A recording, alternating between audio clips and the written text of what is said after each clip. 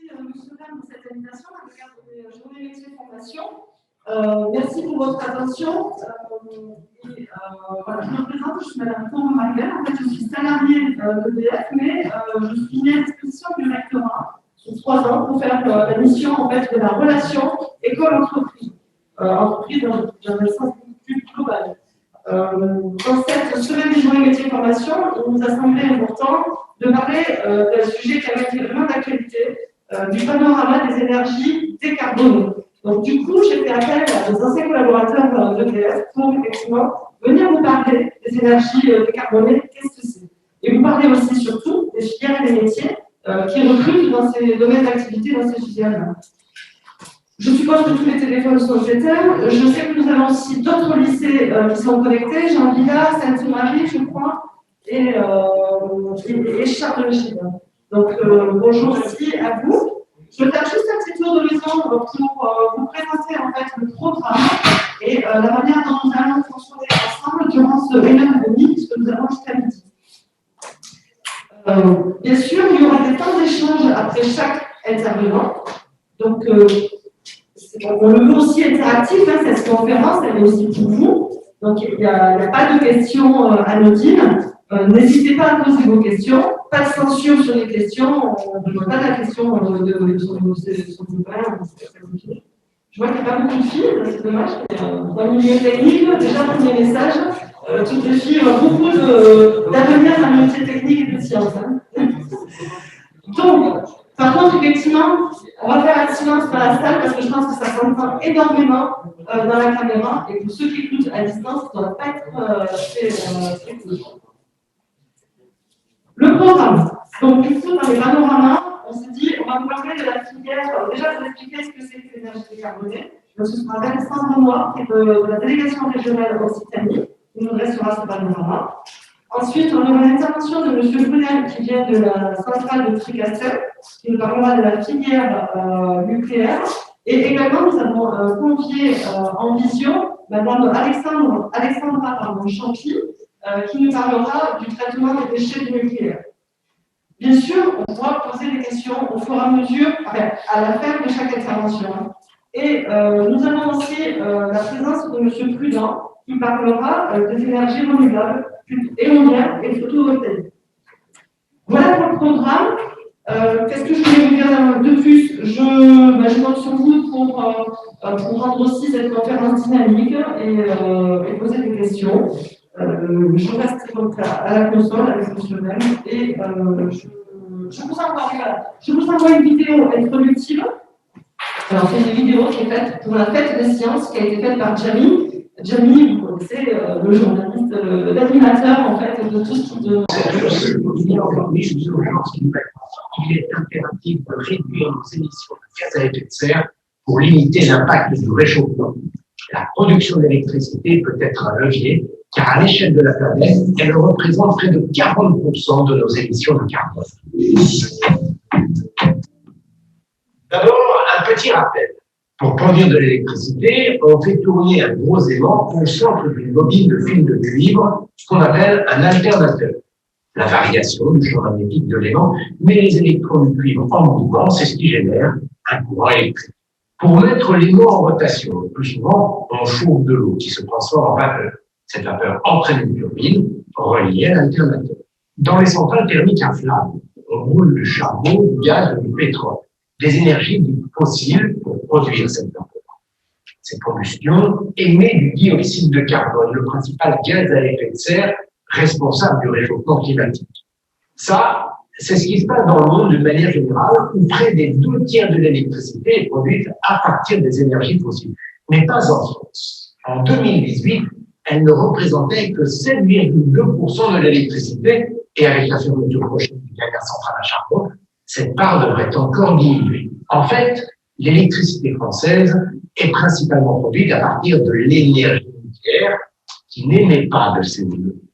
En cassant les atomes d'uranium en deux, ce qu'on appelle la fission nucléaire, on crée un fort dégagement de chaleur qu'on utilise ensuite pour produire de la vapeur d'eau et entraîner l'alternateur. La fumée blanche que l'on va sortir du tout n'est donc pas de la fumée, c'est un mélange de vapeur d'eau et de gouttelettes d'eau en suspension, autrement dit, un nuage il se forme par l'évaporation de l'eau qui a servi à refroidir la vapeur qui entraîne la turbine. Les centrales nucléaires n'émettent donc pas de CO2. Voilà pourquoi on qualifie l'électricité nucléaire de bas carbone. Elle ne contribue pas au réchauffement climatique. Mais on le sait, elle génère des déchets radioactifs longue durée dont le stockage et le traitement posent des questions environnementales, un vrai défi pour l'avenir. Autre énergie bas carbone, les énergies renouvelables, que ce soit l'eau d'un barrage dont la pression fait tourner la turbine, le vent qui fait tourner les pales de l'éolienne ou le soleil grâce aux panneaux photovoltaïques. Ces trois manières de produire de l'électricité n'émettent pas non plus de CO2. En 2018, ces énergies renouvelables représentaient 1/5 de la production électrique. L'ensemble de ces moyens de production constitue ce que l'on appelle le mix énergétique, avec d'un côté des énergies pilotables, comme le nucléaire ou l'hydroélectricité, dont on peut facilement ajuster la production aux besoins d'électricité, et de l'autre, des énergies intermittentes, comme l'éolien et le solaire, qui dépendent des facteurs météo. Ce qui n'empêche pas ces dernières d'être en pleine expansion. Ces modes de production devraient, d'ici 2030, permettre à la France de produire 50% de son électricité à partir d'énergies renouvelables et une électricité 100% bas carbone.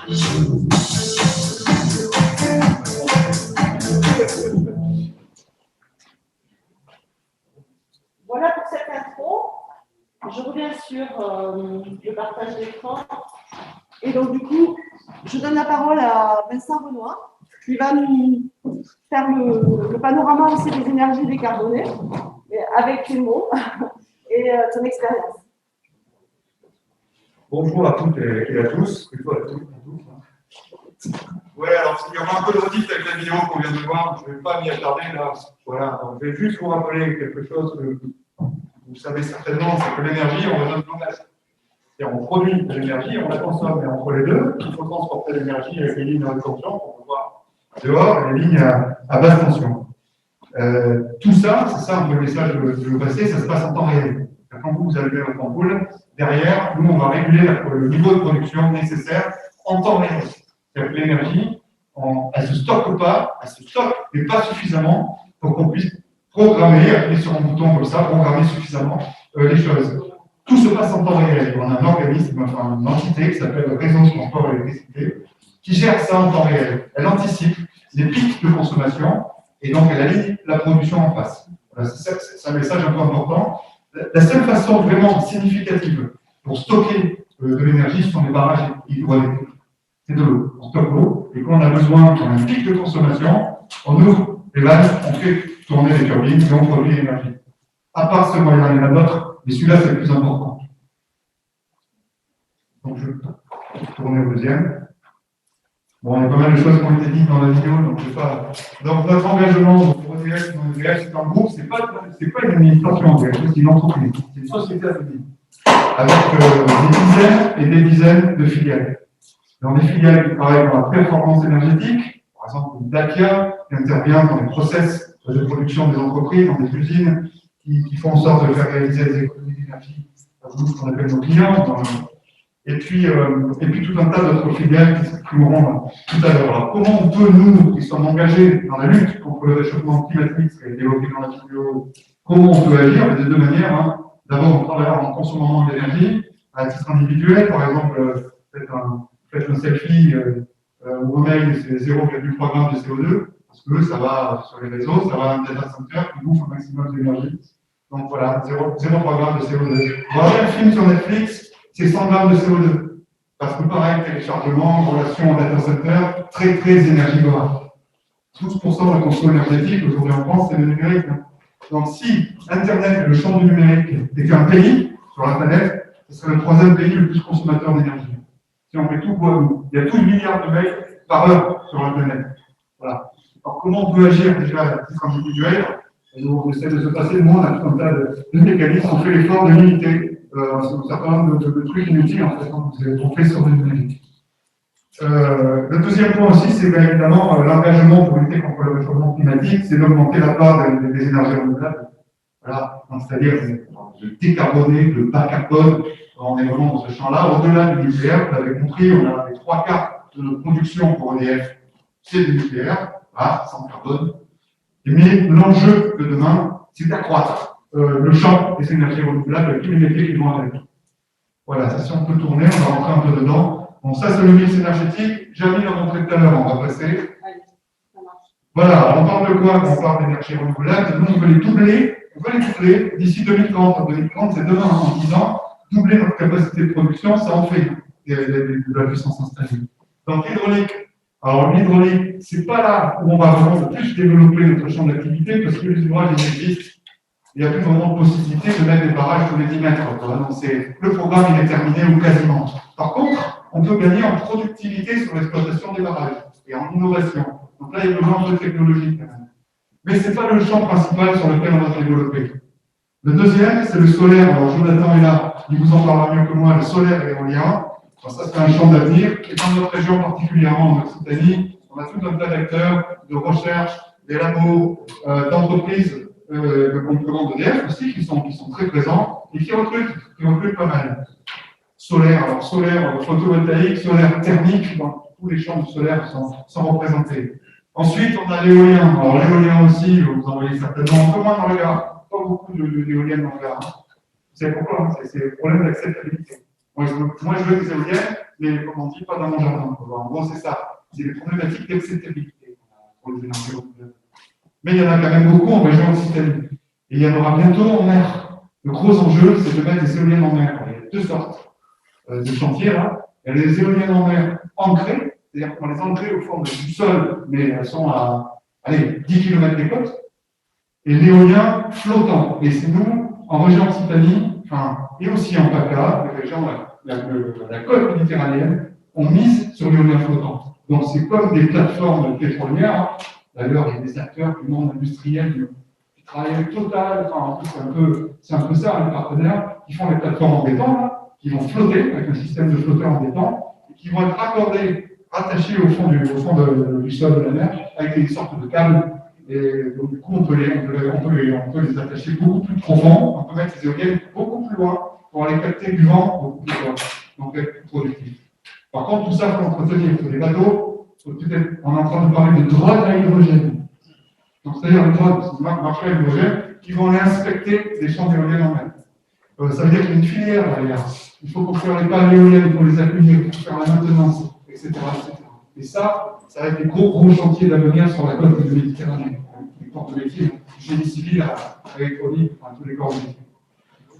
La biomasse, les énergies des marées, la géothermie, je n'ai pas trop mis à parler. En gros, la biomasse, bon, voilà, c'est des lisiers de porc en agricole, on prend les déchets de agricole, le bois, la paille, et puis on carbonise en fait d'énergie ou de réseaux de chaleur.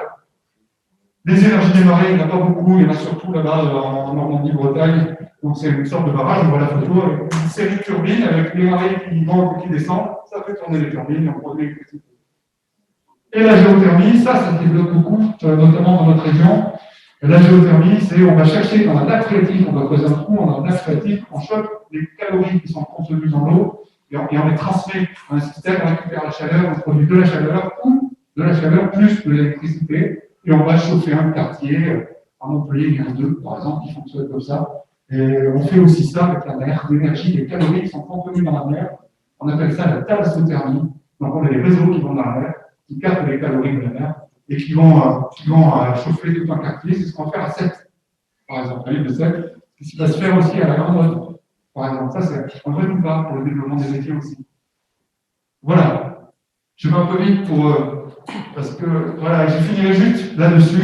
Ça, c'est l'actualité majeure, là, depuis quelques mois, et c'est l'avenir. Voilà, quelque part. C'est quand même des avenirs possibles. C'est l'hydrogène.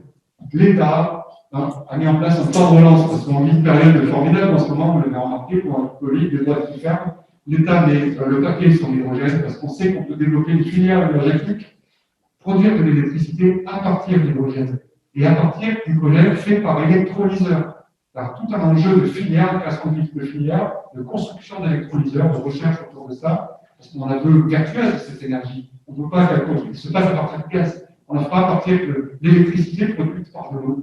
Voilà. Donc, on produit un électrolyseur qui produit de l'hydrogène, qu'on stocke, qu'on met dans une pile à combustible, qu'on embarque sur une belle ordure, par exemple, et cette pile à combustible produit l'électricité qui fait fonctionner la même ordure, ou le car, ou le bus, ou une grue du cru sur les chantiers. On est en train de réfléchir à ça. À Grosduroy, par exemple, au port de plaisance de Grosduroy, la marche au fioul, elles sont au milieu des marinas, elles polluent, elles font du bruit. Voilà. Et puis surtout, on y réfléchit pour la mobilité, parce que la mobilité thermique, ça pollue, ça fait du CO2. Donc voilà, en gros, très très vite dit, hein, EDF, c'est une entreprise qui aujourd'hui travaille sur tous ces sujets-là, en réalité. Et tous ces sujets, c'est le projet de demain, en fait. Et c'est les besoins de demain, c'est les besoins de l'emploi qu'on aura demain. On va chercher. Voilà, je m'arrête là. Excusez-moi, je vais un peu vite. Oui, le débit était un peu rapide, mais d'un autre côté, ça donne beaucoup de dynamique. Donc, déjà, est-ce que vous avez des questions à poser à M. Renoir sur l'ensemble en fait, des énergies que l'on a vues et surtout les métiers d'avenir par rapport aux différentes énergies vues? Il ne faut pas hésiter en fait. Oui.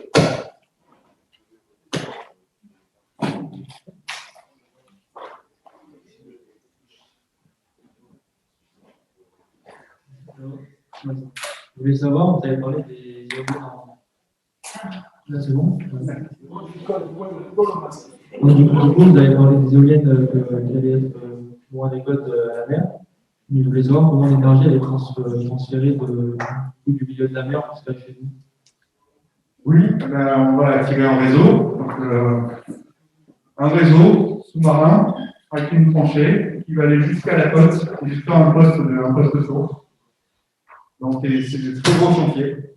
Donc, il y aura un gros poste de source pour tous les futurs producteurs d'éolien en mer. Chaque producteur ne va pas avoir son poste. Donc, il y en aura un méga, qui sera implanté sur une plateforme assez proche des côtes. Et chaque producteur se ralliera à ce poste qui sera entré, et le poste distribuera et ira sur terre. Ça fait partie des chantiers. Le modèle économique aujourd'hui pour l'éolien flottant, pour l'instant, ça coûte cher. On a besoin de progresser encore. Pour le solaire, c'est fait. Les panneaux ne coûtent plus rien maintenant. Mais pour l'éolien en mer, on est à 300 € le mégawattheure. Voilà. Et la cible, c'est 100 € le mégawattheure. Si on veut que ce soit. Donc, il y a encore du travail. On travaille sur les matériaux, on travaille sur plein. En plus, en milieu maritime, le sel, ça attaque. Enfin, voilà. Donc, il faut qu'on travaille sur la rentabilité de ce système. C'est pour ça que cette filière est accompagnée par les pouvoirs publics. Mais oui, c'est vrai qu'il faut raccorder. Vous avez d'autres questions? Bon, ça peut venir par la suite, hein, ne vous inquiétez pas. OK. Merci beaucoup. Pour les lycées qui sont à distance, si vous voulez aussi poser vos questions, donc, on les recueillera. Je crois qu'il n'y a pas forcément un chat en ligne, mais du coup, on recueillera vos questions et on y répondra après. Je vous propose de passer à la séquence sur la filière nucléaire. Je vous envoie un film aussi qui est très très court et qui va vous permettre en fait d'introduire cette filière.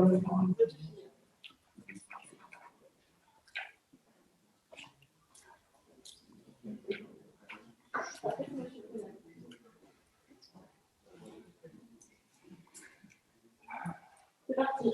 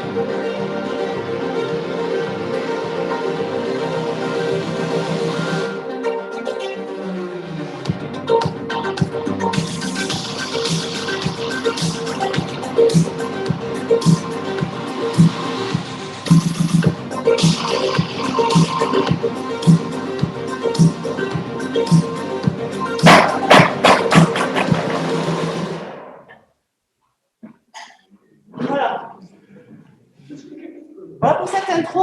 Je passe la parole à M. Brunel qui va nous parler maintenant de la filière nucléaire.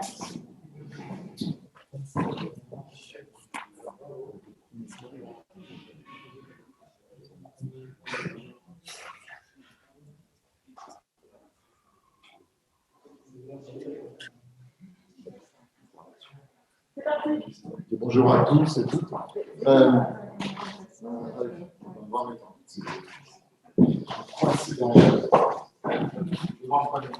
Oui, bonjour. Bonjour. Je vous parle de la centrale nucléaire de Tricastin et du nucléaire en général, une filière, comme on l'a vu, industrielle, la deuxième industrielle française. Filière qui est toujours une filière d'avenir, puisque au-delà du parc nucléaire français existant, nous avons 18 centrales en fonctionnement aujourd'hui. Au-delà de ce parc-là, on a des projets d'avenir avec la construction de nouveaux réacteurs, que l'on appelle EPR2, et qui permettront demain de reconstruire une filière nouvelle et de recréer une dynamique de construction dans ce domaine-là.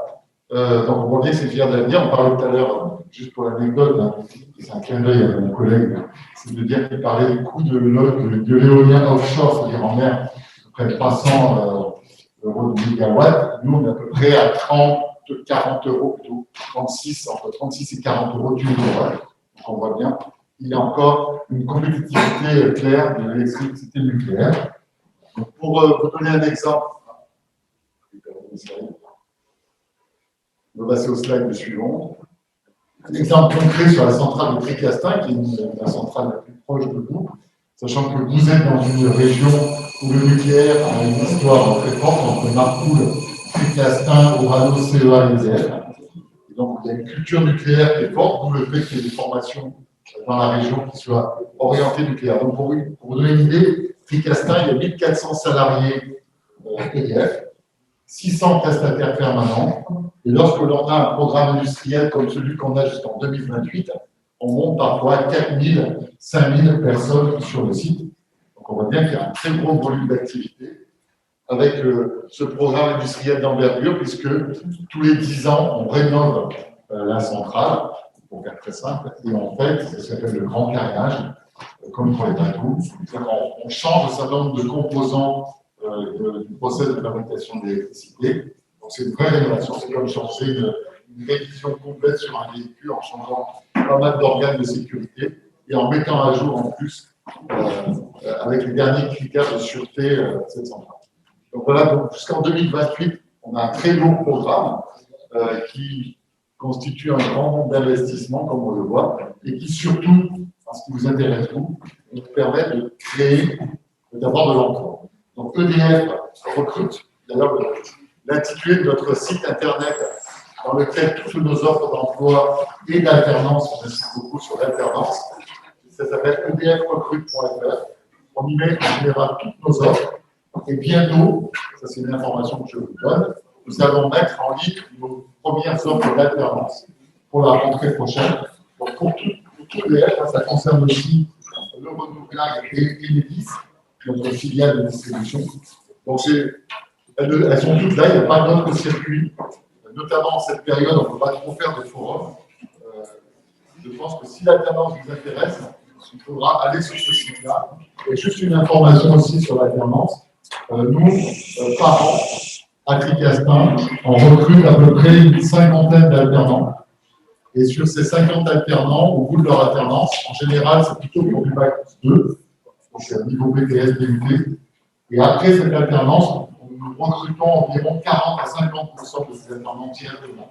Donc c'est une des meilleures voies pour entrer à l'EDF. J'insiste sur ce sujet.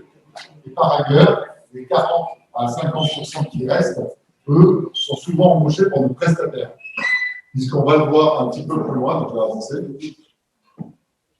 Donc là, j'ai mis quelques fiches que je donnerai d'ailleurs à vos établissements sur des métiers et les compétences requises pour entrer à l'EDF, sachant qu'aujourd'hui, le recrutement se fait essentiellement à partir de Bac plus 2. Ça devient plus rare de recruter en dessous du Bac plus 2. Donc, je vous conseille vivement de continuer. L'alternance, encore une fois, c'est le vrai moyen pour rentrer. Et je parlais de nos... Donc, je vais défiler rapidement sur les fiches métiers pour ne pas m'attarder, parce que ça vous donnera... Ça vous donne un peu les métiers principaux sur lesquels il y a du recrutement. On vous les donnera après. Je vais avancer sur ça, sera trop long. Ça va directement au slide concernant les prestataires. Voilà. Donc là, j'ai mis les principaux métiers qui sont, domaines d'activité plutôt, qui concernent le recrutement de nos prestataires. Donc on voit rapidement que le domaine électriques. END, CND, c'est des essais non destructifs et des contrôles non destructifs, qu'on appelle chez nous des tirs radio. Le génie civil, le contrôle commande, la tuyauterie soudage, ça c'est quelque chose de très très important parce qu'on a un vrai déficit de recrutement en tuyauteurs soudeurs. Bureau d'études logistiques également, très gros point dans notre programme de 10 ans. La logistique constitue un fort levier de recrutement, robinetterie aussi, et ventilation de groupe. Donc tous ces métiers-là, ces activités-là, pardon, sont des activités sur lesquelles il y a un vrai besoin de recrutement. Et je vous ai mis les noms de nos intervenants, nos prestataires qui interviennent pour nous durant le grand carénage. Toutes ces entreprises-là sont des entreprises qui recrutent dans leur domaine d'activité. Et je vous parlais tout à l'heure de l'alternance. Dans les 40 à 50% d'alternants qui ne sont pas recrutés à EDF dans le domaine technique, en général, on organise un forum des 4 centrales nucléaires de la vallée du Rhône, un forum annuel de recrutement, et ils sont tous embauchés dans la filière nucléaire. Donc on est quasiment à 100% d'embauche suite à nos contrats d'alternance. Donc c'est vraiment un moyen très très fort de rentrer dans l'industrie nucléaire. Donc voilà ce que je peux vous dire à ce stade. On a mis quelques logos de prestataires principaux. L'industrie nucléaire, donc l'industrie d'avenir, pour y rentrer, l'alternance est un très très bon moyen. Il y a un certain nombre d'exigences pour travailler dans le nucléaire, puisque le nucléaire veut dire conditions de sûreté et de sécurité drastiques. Donc le savoir-être, c'est-à-dire le comportement, est un élément très très important. C'est un univers assez discipliné et rigoureux, c'est normal vu notre activité. Donc, voilà. Mais en tout cas, le message que je veux vous faire passer, c'est une industrie d'avenir dans laquelle il y a un potentiel de recrutement toujours intact, et que demain, avec nos futurs réacteurs, on aura peut-être encore plus besoin de personnel qu'aujourd'hui. Voilà, donc je vais faire répondre à vos questions si vous en avez. Merci beaucoup, monsieur Bonnet. C'est vrai que je retiens ce que vous disiez sur l'alternance. En fait, il faut savoir qu'à peu près sur le groupe EDF, quand vous êtes alternant, vous avez 70% de chances de pouvoir effectivement être embauché derrière. Et puis, il y a également 20% d'alternants qui, à l'issue de cette alternance, en fait, ont envie de continuer et poursuivre leurs études. Donc, c'est vraiment aussi une donnée importante. Tant qu'on est sur la filière nucléaire, on va peut-être passer la parole à Alexandra Champy. Et monsieur Brunel, vous restez bien avec nous pour les questions après sur le sujet.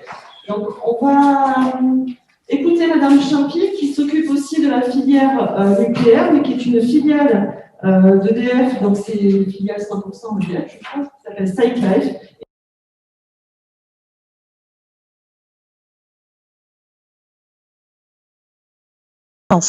Donc, moi, je vais vous présenter SciLife France.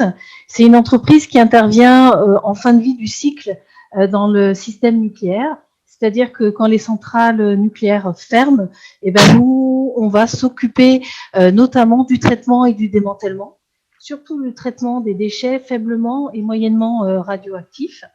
Donc, je vais vous présenter un petit peu notre activité. On conçoit, on construit et on exploite des installations de traitement et de valorisation. Donc là, vous avez un petit schéma pour vous rendre compte un petit peu comment ça se passe. Je vais pas trop me développer parce que c'est pas forcément ce qui vous intéresse. Ensuite, on a deux process, la fusion et l'incinération. Pourquoi ces process? Parce que notre cœur de métier, c'est de réduire le volume des déchets nucléaires. C'est-à-dire, pour vous faire simple, pour vous expliquer, vous avez une table de 3 mètres. Au lieu d'enterrer cette table de 3 mètres, nous, on va la traiter, c'est-à-dire la découper, la brûler, et vous aurez des cendres, et vous aurez juste un petit paquet de cendres à enterrer. Voilà. Donc, c'est optimiser nos déchets pour pouvoir optimiser aussi la surface d'enterrement qu'on va utiliser. Voilà, c'est notre cœur de métier. Donc, la fusion, c'est tout ce qui est métaux. On fond les métaux, les cuves qui viennent des centrales nucléaires. Et l'incinération, on brûle tout ce qu'on peut. Ça peut être des liquides comme des combinaisons, pour faire simple. Donc, je passe au suivant. Alors, on vous donne des petits chiffres. Je ne vais pas non plus trop développer notre présence. Ça fait 30 ans qu'on est sur cette activité. Donc nous, nos métiers sont très différents. On recrute beaucoup. On a fait plus de 30 recrutements l'année dernière. Et chaque année, ça fait 3 ans qu'on fait un peu plus de 30 recrutements chaque année.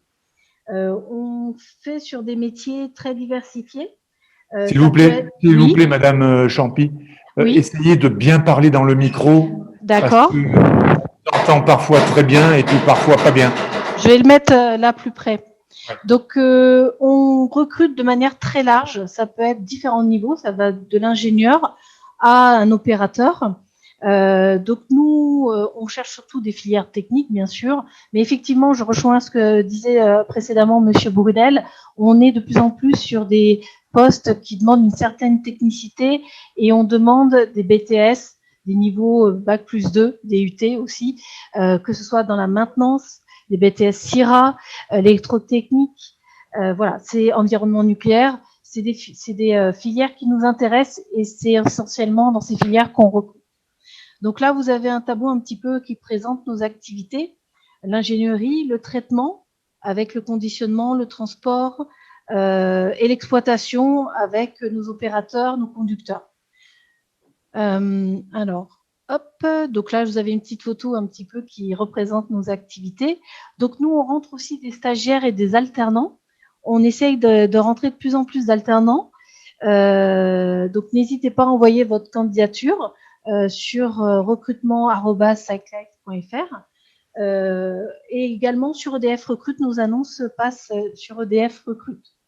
Alors, je tiens aussi à faire un petit aparté sur la féminisation de nos métiers. On est très ouvert aux filles chez nous sur les métiers techniques. Pour donner un exemple, on a des métiers comme conducteurs qui sont très masculins et qui s'ouvrent de plus en plus. Et on demande des niveaux BTS, BTS CIRA et BTS maintenance essentiellement.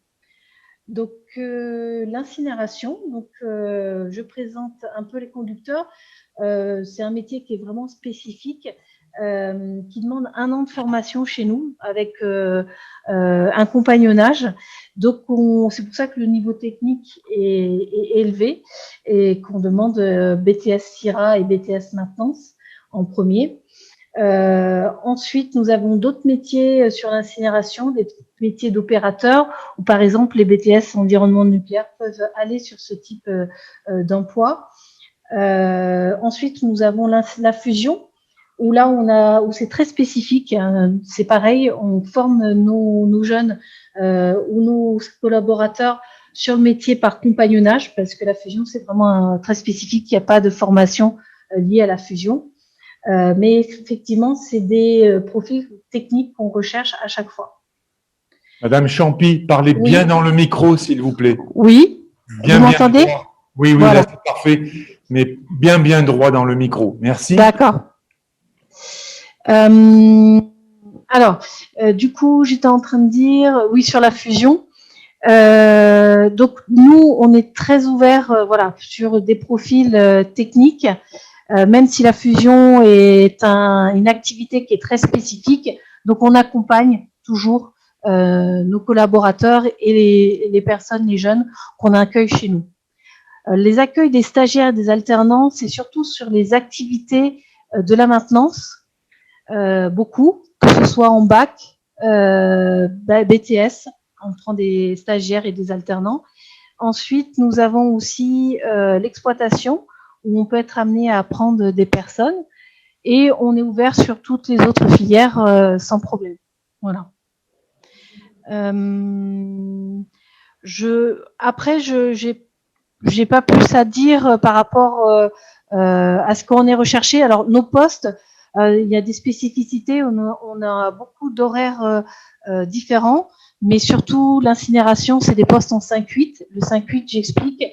C'est un rythme horaire qui est particulier. Vous travaillez 2 matins, 2 après-midi, 2 nuits, et après 4 jours de repos. Donc c'est vraiment spécifique. On a d'autres rythmes horaires aussi en fonction des postes, mais essentiellement sur l'incinération, c'est ce rythme horaire.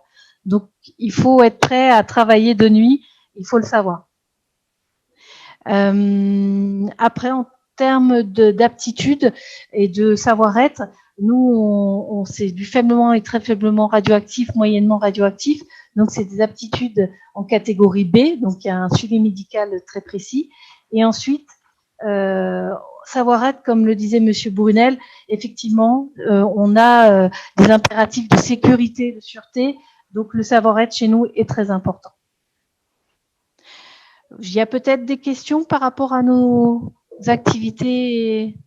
Merci, Madame Champy. Effectivement, on va passer au temps de questions-réponses sur la filière du nucléaire. Peut-être, avant de vous passer la parole, de vous préciser aussi, mais vous devez...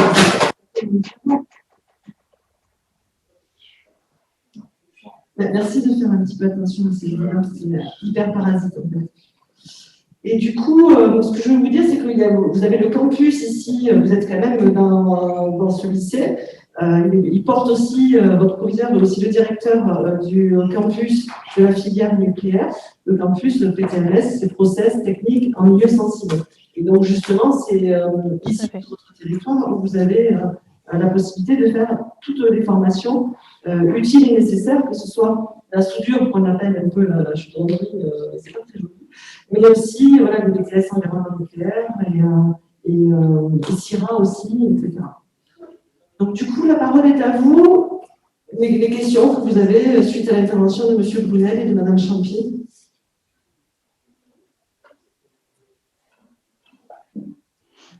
Madame Champy, vous pouvez arrêter l'écran partagé, s'il vous plaît? D'accord.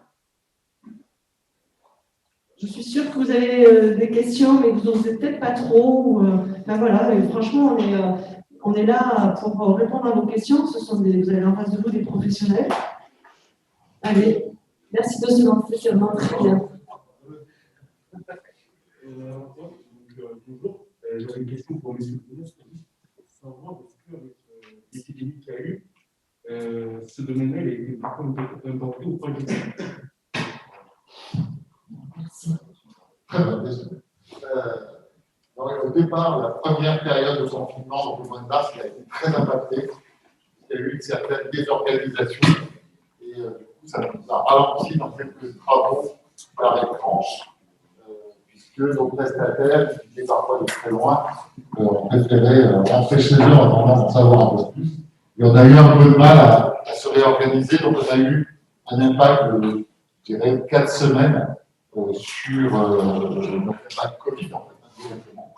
Une fois que maintenant on a réussi à se réorganiser, tout est rentré dans l'ordre. L'ensemble du parc nucléaire français, mis à part ces 4 semaines, s'est réorganisé. C'est un peu décalé des arrêts de tranche, la période de maintenance pour cela. Mais mis à part la contrainte aujourd'hui de respecter un protocole, on fera un peu les interventions, c'est un peu moins confortable de travailler avec un masque, etc. Mais mis à part cela, il n'y a plus d'impact. On a juste eu donc ce petit décalage qui a fait que vous avez entendu dire que l'hiver pouvait être difficile puisqu'il y avait des arrêts de tranche, des opérations de maintenance qui avaient été décalées.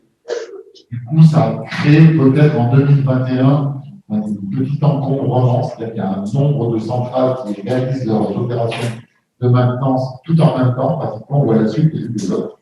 Et comme les ressources ne sont pas extensibles, parler des ressources et des compétences, du coup, ça décale, mais c'est vraiment minime. Voilà, donc l'impact sur le nucléaire de la crise Covid est relativement faible. J'en profite juste pour souligner, puisque je rebondis sur la question, c'est pour dire que l'ensemble du parc nucléaire français est divisé grosso modo en 2 parties. Il y a des tranches 900 MW, donc des réacteurs de 900 MW, et des réacteurs de 1300 MW. Et l'ensemble du parc 900 MW va connaître un programme de visite décennale à partir de 2019, mais c'est encore plus vrai à partir de 2021.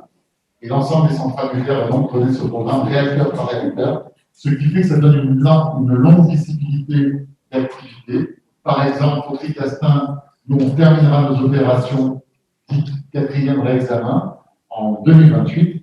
Et vous avez la centrale de Cruas, qui n'est pas très très loin d'ici, qui elle va commencer les mêmes opérations que le Tricastin à partir de 2024. Donc ça donne un horizon d'activité assez important. Ok.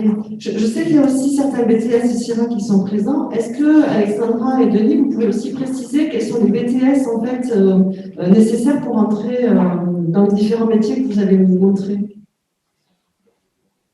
Alexandra? Alors, c'est assez ouvert, hein. Tous les BTS maintenant, c'est électrotechnique. La liste qui avait été donnée précédemment par Monsieur Brunel s'applique aussi à nous aussi. On est aussi environnement nucléaire, mais moins sur des postes comme conducteur mais comme on a des métiers très spécifiques, on accompagne beaucoup. Voilà. Après, parce que par exemple la fusion, il n'y a pas de filière qui existe concernant la fusion, mais effectivement, c'est ce type de formation qu'on recherche.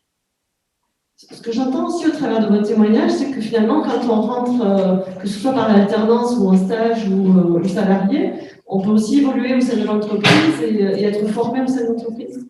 Tout à fait, tout à fait.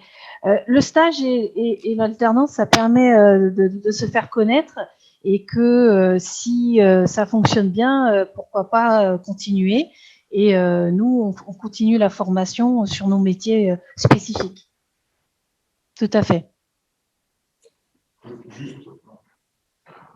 Bon, il faut patienter. En fait, c'est un petit peu long. Juste pour rebondir, effectivement, on peut rentrer avec un BTS électrotechnique, par exemple, sur des fonctions liées à l'environnement de la conduite de la centrale nucléaire, le pilotage des réacteurs, pour faire simple, et il y a différents stades de métiers dans le pilotage de ces réacteurs, on appelle ça le service conduite, où ils travaillent en 3-8, 24/24. Donc, on peut commencer à recruter à partir de Bac plus 2, soit sur des métiers où ils commencent un peu comme agent de terrain, mais ensuite, avec des cursus de formation qui n'existent qu'à l'interne de l'EDF, on peut devenir agent de conduite, qui est un peu le métier noble du nucléaire, hein, c'est vraiment pilote de réacteur, c'est un peu le côté un peu noble d'une centrale nucléaire. Donc, on peut y rentrer avec un BTS et avec des cursus qui sont relativement longs, parce que le premier cursus, c'est 18 mois à l'interne. Mais néanmoins, ça permet d'accéder à des jobs assez intéressants et plutôt pas mal rémunérés. Des questions dans la salle? J'arrive. J'en profite pour vous dire que toutes les vidéos des professions chez EDF sont sur notre chaîne. Ouais, je voudrais savoir, c'est quoi le poste le mieux payé dans votre société?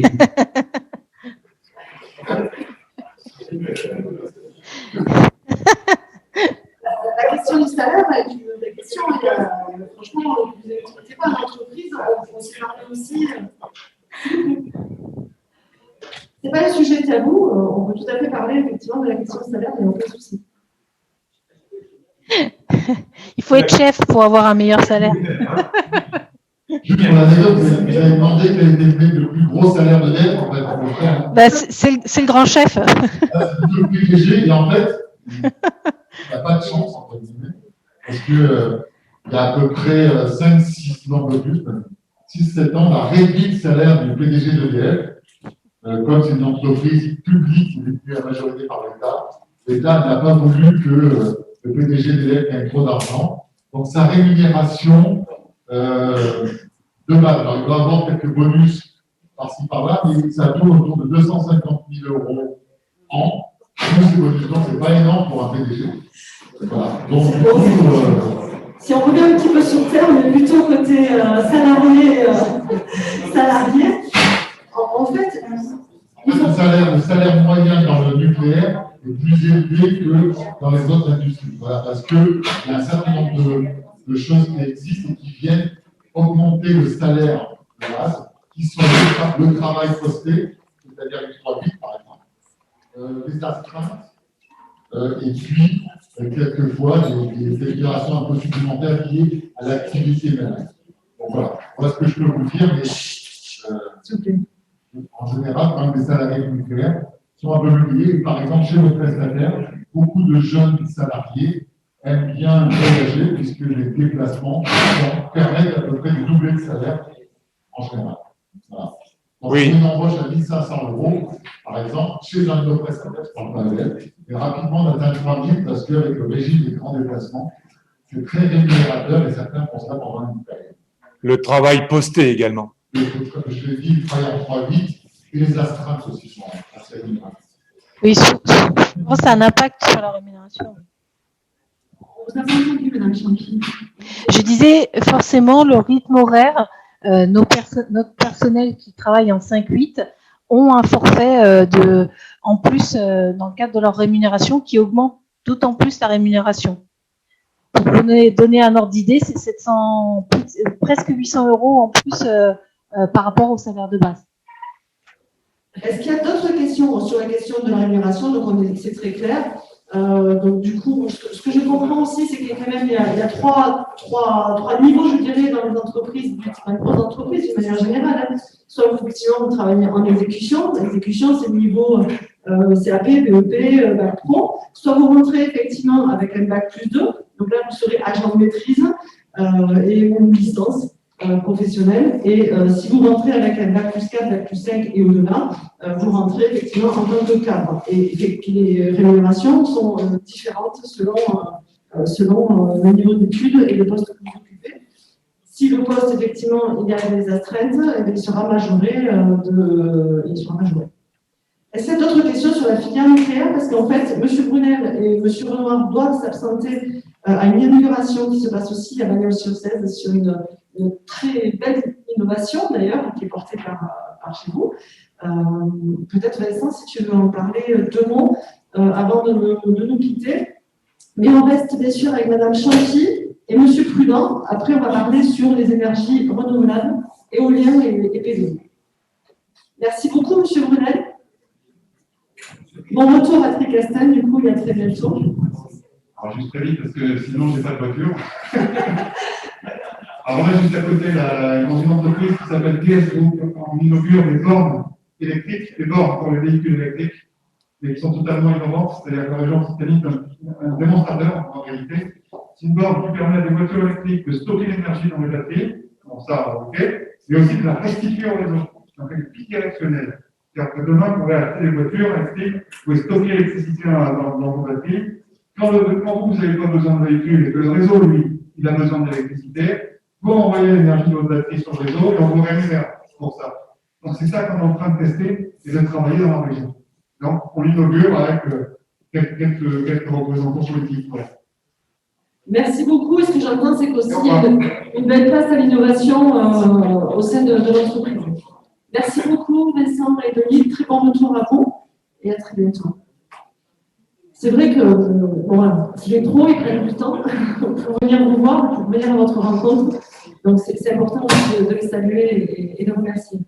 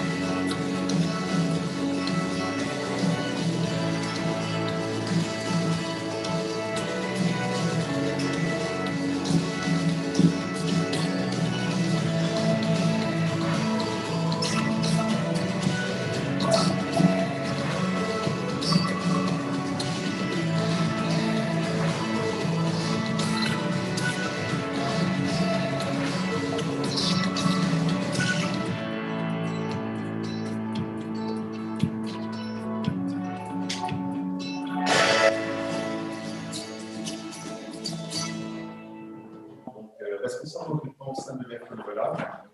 Et donc, aujourd'hui, je suis venu vous faire la présentation donc, d'une des filiales du groupe EDF. Donc, l'idée aujourd'hui, c'est déjà de pouvoir vous dire qui sommes-nous.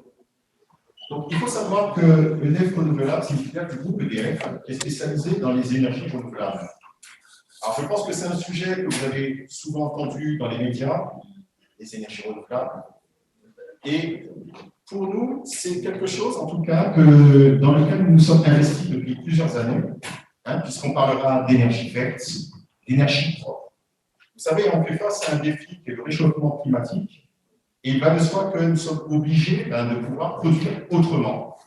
Et c'est pour cela que EDF Renouvelable a été entité du groupe EDF, donc a été créée il y a plus de 10 ans de cela, et nous sommes spécialisés dans le domaine de l'éolien et du solaire photovoltaïque, donc dans plus de 20 pays dans le monde. Donc vraiment notre implantation est à l'international. Alors comme vous pouvez le voir, nous avons une forte spécialisation dans les énergies éoliennes. On parlera d'éolien terrestre ou d'éolien en mer. Il y a une seconde partie qui concerne le solaire photovoltaïque, où là, maintenant, alors, la particularité chez nous, c'est qu'on parlera de centrales solaires au sol. Alors, qu'est-ce que je veux dire par cela? En fait, pour vous donner même un exemple concret, nous avons notre plus grande centrale solaire au sol qui est située à Rozay-en-Laye, en Lorraine, et elle est installée sur une superficie de 367 hectares, et elle produit jusqu'à une centaine, voire 110 mégawatts par mégawatts. Ce qui pourrait justement alimenter, en termes de consommation annuelle, une ville de 55 000 habitants. Donc c'est vraiment, je dirais, une centrale solaire énorme. Et puis nous avons un dernier axe qui concerne plus, je dirais, les projets innovants. On parlera notamment de stockage d'énergie, entre autres. On parlera aussi de solaire flottant et de bien d'autres technologies. Alors voilà, tout à l'heure, je viens juste de vous parler donc justement de l'aspect innovation. Alors certainement, vous avez entendu parler tout à l'heure d'éolien flottant. Donc comme l'image l'indique, vous voyez, c'est plutôt, on va dire, l'éolien en mer.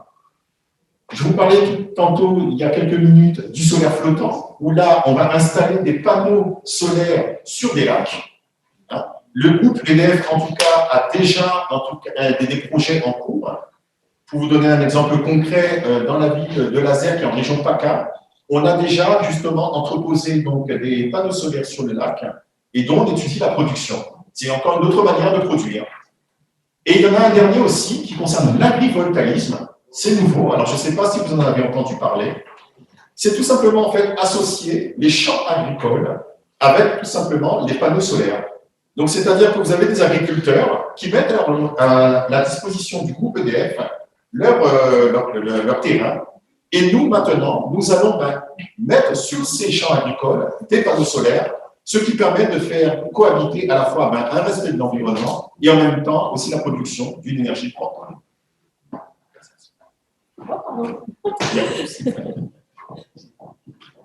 Alors là, on va parler des métiers phares au sein de l'EDF Renouvelable. Donc, l'idée, c'est qu'il faut savoir que quand on parle de métiers phares, alors, je vous présente deux métiers, mais il faut savoir qu'au sein de l'EDF Renouvelable, nous recrutons différents types de métiers. Ça peut être aussi bien dans les ressources humaines, ça peut être aussi bien dans les achats, ça peut être aussi bien dans la logistique. Mais nos cœurs de métier sont spécialement axés sur ces types de métiers-là. Donc, il y a le métier de technicien de maintenance éolien. Comme vous pouvez le voir, c'est un métier donc, qui demande certaines particularités. Alors, en termes de... Je vous ai fait un résumé, comme vous pouvez le lire. Donc, principalement, son rôle, c'est d'assurer la maintenance préventive et corrective des éoliennes. Qu'est-ce que j'entends par là? Ça va être tout ce qui concerne le changement de pièces, le diagnostic des pannes, tout ce qui est aussi résolution de problèmes techniques. C'est ce qui est conforme effectivement au type, je dirais, de formation que vous suivez. Mais la particularité vraiment de ce métier-là, c'est que c'est un métier en fait qui se déroule à l'extérieur et qui demande aussi le travail en hauteur. Il en va de soi que si vous avez le vertige, ça va être un petit peu difficile parce qu'il faudra monter jusqu'à 80 voire 100 mètres en hauteur. Mais c'est un métier en même temps aussi qui est très intéressant parce qu'il vous permet de pouvoir justement découvrir différents aspects techniques concernant la mécanique, l'hydraulique, l'automatisme, et à la fois aussi d'être au plus proche, je dirais, de la nature. C'est un métier qui est exercé plus particulièrement à l'extérieur, et donc qui vous permet à la fois de pouvoir tout simplement, de pouvoir avoir un métier plus, je dirais, à l'extérieur, moins sédentaire, et donc au plus proche des actifs. Les actifs, ça peut être les parcs solaires, ça peut être les parcs éoliens dans ce cas. Voilà. Donc, Là, je vous ai effectivement, il y a une autre slide où vous pouvez voir que qu'est-ce qui fait que, quels sont les avantages de pouvoir exercer ce type de métier. Donc, il y a des déplacements réguliers. Il y a aussi le fait de pouvoir travailler en hauteur. Il y a le fait de pouvoir aussi participer, je dirais, à la transition énergétique, c'est-à-dire à produire une énergie plus propre.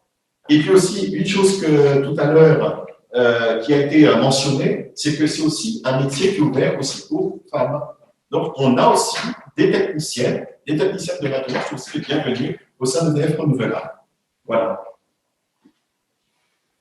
Alors, le deuxième métier que je vais vous présenter, donc, vous pouvez passer à la slide, l'autre métier que je voulais vous présenter, c'est celui qu'on appelle communément technicien de conduite, mais pour avoir un langage beaucoup plus, je dirais, compréhensible de votre part, on les appellera des superviseurs de parcs éoliens et solaires. Alors, vous imaginez bien, nous avons plusieurs parcs éoliens et solaires qui sont répartis au niveau mondial, et il faut pouvoir justement assurer le suivi de ces parcs éoliens. Vous voyez, voilà, les éoliennes qui tournent, mais il faut savoir que toutes ces éoliennes, en tout cas, qui sont installées, ne serait-ce que sur le territoire français, doivent être surveillées à distance. Eh bien, il faut savoir que nous avons un centre de supervision qui est basé à Colombier, pas très loin de Béziers, en Occitanie, et qui permet justement de pouvoir suivre tous nos parcs éoliens et solaires, principalement sur la zone Europe. Alors, ce que je peux dire de la particularité de ce métier, c'est un métier qui s'exerce en 3-8, ça veut dire qu'il faut être présent matin, midi et soir. Pourquoi? Parce que les éoliennes, si vous voulez, ce sont des technologies, il faut toujours les surveiller, parce que s'il arrive un quelconque problème technique, qu'on soit toujours nous soyons toujours disponibles pour pouvoir justement gérer des risques qui peuvent survenir. La particularité aussi, c'est que ce métier-là, à la différence du métier de technicien de maintenance éolien, c'est un métier qui est plutôt sédentaire. Donc, vous êtes dans une salle de contrôle, une salle de supervision, et derrière, c'est vrai, plusieurs écrans d'ordinateur. Vous suivez donc la zone qui vous affectée. Ça peut être le Royaume-Uni, ça peut être l'Italie, ça peut être la Grèce, ça peut être, je dirais, la Belgique. Et de votre centre de contrôle, vous assurez justement la surveillance de ces parcs. Et le rôle principal, justement, du superviseur de parcs éoliens et solaires, c'est que quand une machine est à l'arrêt, il va essayer de la faire redémarrer à distance. Et s'il n'y arrive pas, il va entrer en contact avec les équipes en local. Alors, c'est facile. Si on est en France, on parle français. Mais là, quand vous êtes sur une zone plutôt Europe, vous imaginez bien que ça ne va pas être avec le français que vous allez discuter avec vos collègues. Et donc là, il est nécessaire d'avoir un très bon niveau d'anglais. C'est pour ça que je vous invite, par rapport à votre formation, mettez l'accent sur l'anglais. Pourquoi? Parce que ça ouvre beaucoup de portes, au sein de EDF Renouvelables notamment, pour pouvoir occuper ce poste-là. Voilà. Et à l'international? Et oui, à l'international notamment. Puisque, comme je vous le disais en introduction, nous sommes implantés dans plusieurs pays, dans plus de 20 pays dans le monde. Donc, il en va de soi qu'aujourd'hui, vous pouvez commencer en tant que superviseur de parcs éoliens et solaires. Et demain, dans le cadre toujours en interne d'une mobilité, vous pouvez occuper un poste dans un autre, je dirais, dans une de nos filiales à l'international. Ça peut être aussi bien aux États-Unis, ça peut être aussi bien au Chili. Mais tout cela est possible parce qu'il y a la pratique de l'anglais. Il faut mieux travailler en équipe, il faut être attentif et calme, parce que ça arrive quelquefois qu'il y ait des risques à gérer sur les parcs éoliens. Pour vous donner une petite anecdote, il arrive que nous ayons des parcs éoliens où, au milieu de la nuit, nous recevons un appel, par exemple, de la gendarmerie, qui nous dit que, tout simplement, nous avons une rêve partie qui a été organisée sur le parc. Pourquoi? Parce que des jeunes ont eu l'idée de pouvoir organiser une fête sur ce parc-là. Et donc, il en va de soi que nous, notre rôle, c'est de mettre à l'arrêt des machines, de façon à pouvoir justement réduire le risque que il arrive un quelconque malheur à une personne qui serait entrée de manière furtive sur ce parc. Voilà. Je ne sais pas si vous avez quelques questions par rapport à ce que je vous ai expliqué par rapport au monde des énergies. On a une question. Avec quel type d'études supérieures on peut accéder à ce genre de poste de responsable de parc éolien? Très bien. Alors, en fait, que ce soit le poste de technicien de maintenance éolien, de superviseur de parc éolien et solaire, principalement, nous prenons des personnes qui sont de niveau plutôt bac plus 2, donc BTS électrotechnique, électricité, DUT mesure physique, en tout cas qui est vraiment un lien avec, je dirais, le domaine technique, hein, de façon à pouvoir avoir déjà les bases nécessaires pour pouvoir, pour le technicien de maintenance, avoir les bases nécessaires pour faire la maintenance préventive et corrective, qui fait appel à des notions d'électricité, d'automatisme, de mécanique. Et en même temps, pour le métier de superviseur de parc éolien, avoir tout simplement ces notions pour pouvoir répondre, même s'il il n'agit pas directement sur les machines, mais au moins déjà avoir des notions pour pouvoir savoir s'il y a un problème au niveau de la boîte de vitesse, ou au niveau, je dirais, des axes coaxiaux, des déroulements, savoir un petit peu d'où vient la problématique. Voilà, tout simplement. Donc, c'est plutôt niveau Bac plus 2, BTS électrotechnique ou DUT mesure physique. Voilà. Et le BTS aussi environnement éolien qui est. Oui. Alors, je sais qu'au sein du lycée, il y a notamment, il y a le bac SPIW environnement et énergie, notamment, qui permet d'être un piédestal pour ensuite continuer en BTS. Il y a aussi un BTS aussi, maintenance des systèmes de production, qui peut être aussi un piédestal aussi pour pouvoir notamment entrer dans ce type de métier.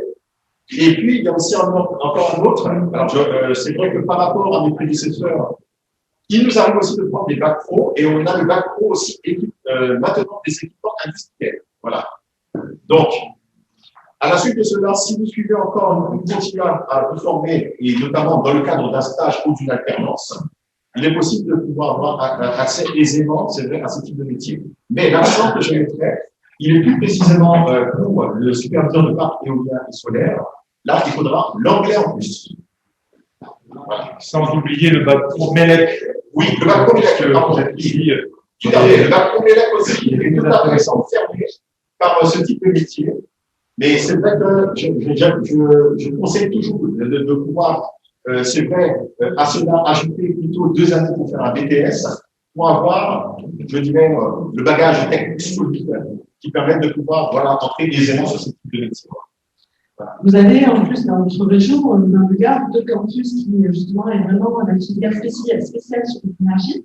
Le campus qui est sur Nîmes, qui est EREC, donc c'est Habitat, Énergie renouvelable et éco-construction, qui justement va proposer le BTS éolien. Et puis bien sûr, ici, le BTS, comme on parlait tout à l'heure, BTMS, process technologique et milieu sensible, qui propose toutes les filières aussi sur les éoliennes.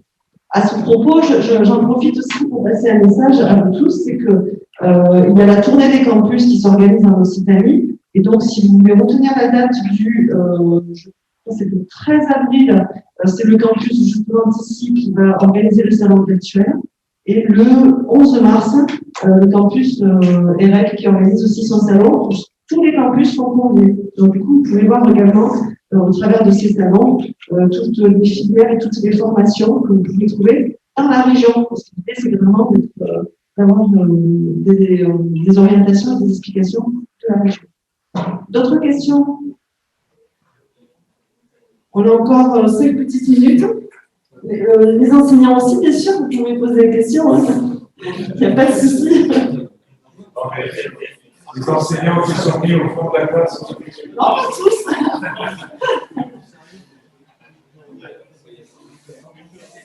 Moi, ce que j'ai bien entendu dans les différents exposés, c'est la diversité, bien sûr, des formations que vous pouvez trouver, donc auprès du CIO, auprès également de vos interlocuteurs et interlocutrices du lycée, qui peuvent vous aider. Tous vos enseignants aussi peuvent vous aider dans votre orientation. Voilà. Et après, en ce qui concerne le groupe, en fait, vous avez EDF Recrute, HTTPS, EDF Recrute, hein, on vous le mettra aussi sur les slides. Dedans, vous avez des vidéos qui montrent les métiers, si vous voulez en savoir davantage. Il y a aussi le site Ma Formation Pro de la région, parce que maintenant, c'est l'information métier a été reprise par la région. Donc là aussi, c'est à mettre dans vos favoris. pouvez rentrer par des filières, sous différents angles. Et tous les salons, les portes ouvertes que vous avez, bon, il y avait le salon d'étudiants virtuels qui était la semaine dernière. Parcoursup a ouvert ses portes le 21, donc ça marche.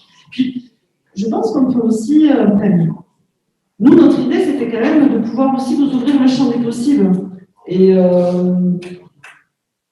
vous montrer tout ce qui existe. Vous pouvez aussi vous dire, tiens, je vais aller tester cette filière-là, j'ai envie d'aller dans ce métier-là, et puis peut-être que ça peut vous donner une autre envie. Il ne faut pas hésiter, en fait, à vous écouter, à vous connaître, à aller tester, expérimenter, en fait, des voies, des métiers. Vous avez aussi tout le corps de votre famille, de vos amis, des parents de vos amis, toute la famille qui peut aussi vous parler de métier, qu'est-ce que tu fais, toi, c'est aussi un moyen de pouvoir découvrir différents métiers. Et ce que je pourrais rajouter, notamment par rapport à ce que Mme Combe est en train de vous dire, vous savez, vous êtes une période charnière de vos études. Parce que là, vous êtes en train de vous préparer par rapport à l'avenir. Et il faut savoir que le métier des énergies renouvelables, notamment EDF Renouvelables, mais aussi d'autres entités du groupe EDF, je pense aussi à Cyclife, entre autres à Dacia, entre autres aussi. En fait, si vous voulez, ce sont des métiers qui sont porteurs. C'est-à-dire que lorsque vous suivez une formation notamment dans ces domaines-là, et vous verrez, je vous laisserai vous faire des recherches sur Internet, mais vous verrez que de plus en plus on parle des métiers des énergies renouvelables, et de plus en plus on a tendance à recruter dans ce domaine-là.